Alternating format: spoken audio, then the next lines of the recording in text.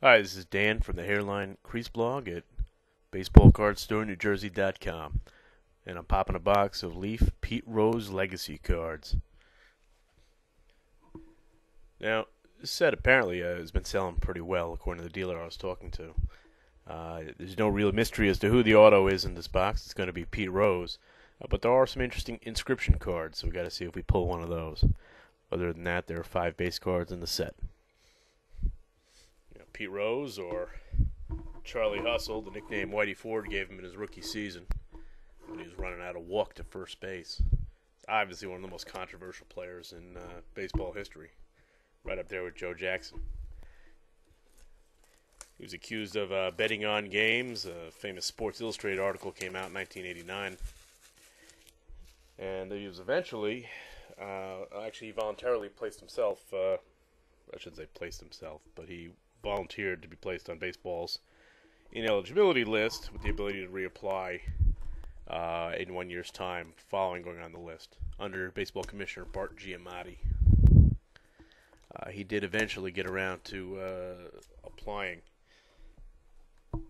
However, the Hall of Fame eventually came up with a rule that players on the permanent ineligible list could not be elected to the Hall of Fame.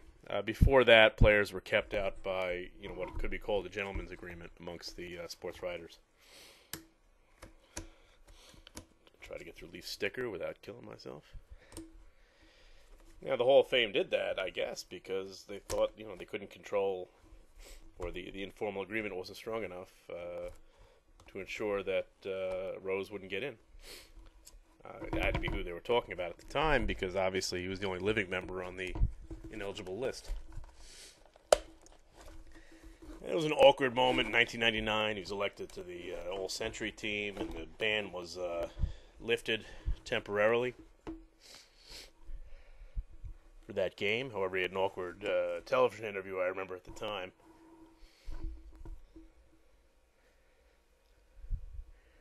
And in 2004, Pete would eventually get around to writing a book and admitting that he did, in fact, bet on games. He claims he only bet for the Reds. However, the Dowd report, completed at the time, 1989, claims, or I shouldn't say the report claims, but Dowd himself claimed that Pete potentially bet against the Reds as well. So we see the first card recognizing Rose as the all-time hits leader. He broke Ty Cobb's record, and he's got 4,192 hits. All-time hit leader. Failed to see how this is different than the first one, but yeah, he does have the all-time hits record, obviously, for a switch hitter, as well as games played.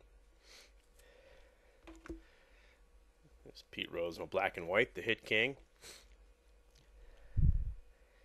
He connects the 5th inning with his 4,191st hit off Chicago Cubs pitcher Reggie Patterson, tying Ty Cobb on September 8th, 1985.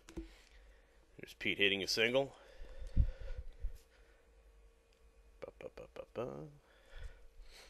There's Pete modeling, 70s clothes for some reason. Out of uniform appearance, 1975. Honestly, they could have kept that card. Oh, this is cool. All right, so I got the Pete Rose auto. No surprise there. It's 7 of 10, but it includes authentic game-used bat piece, and he's inscribed it as Hit King with 4/256. So that is nice. A picture of him and Pete Rose Jr. Pete Rose Jr. did come up for a little while with Cincinnati, and he actually imitated his father's stance as an homage to Pete in the game. He's an autographed and inscribed game-used bat insert. Leaf guarantees the authenticity. Very cool card. I'm happy with this one. All right, this is my first Pete Rose auto. A little closing word on Rose. A lot of people feel differently about it, but the Hall of Fame has had a number of problems at this point. The character clause wasn't around when the Hall of Fame started, and there are plenty of characters in the Hall of Fame already, including guys who've been on baseball. I'm not saying Pete Rose is a saint, and he may not even be a great guy, but the Hall of Fame should be about baseball accomplishment. So recognition of statistical achievement on the field in the game. If you're going to have Ty Cobb in there, if you're going to have Enos Slaughter in there, if you're going to have Tris Speaker, or even the Babe who bet on games, you're going to have to put the all-time hits leader in eventually. So Pete Rose is an outstanding problem for the Hall of Fame, but not having him in actually makes the Hall of Fame a little less legitimate. I guess that'll be the final word on that. I'll catch you next time. And again, the blog is at baseballcardstorenewjersey.com. Baseballcardstorenj.com. Thanks.